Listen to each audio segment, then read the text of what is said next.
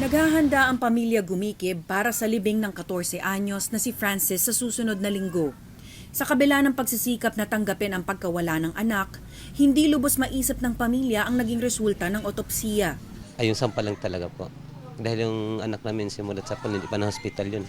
Ikinagulat ng publiko nang pumutok ang balita ukol sa kanyang pagkamatay noong nakaraang linggo.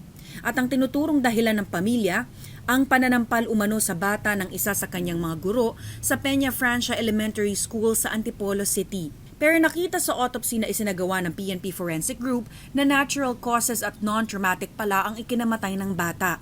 Partikular na pag-alaman na may rare congenital condition ng bata na tinatawag na arteriovenous malformation o buhol-buhol na mga ugat. May pumutok sa buhol na ugat na nagdulot ng pamamaga at pagdurugo ng utak ng bata na siyang ikinamatay nito.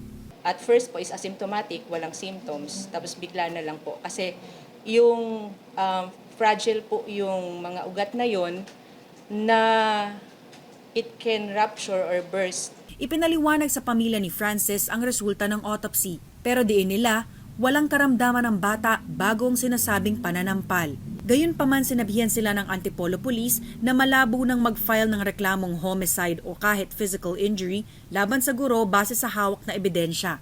Sa halip, paglabag sa anti-child abuse law na lang ang tiniting ng posibleng ihain. Pwede po silang mag-seek ng assistance naman sa ibang investigative body like the NBI. Kasalukuyang suspendido ang sangkot na guro habang gumugulong ang administrative investigation ng Education Department.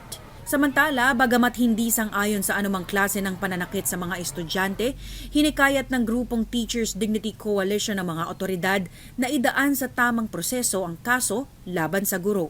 AC Nichols, CNN Philippines.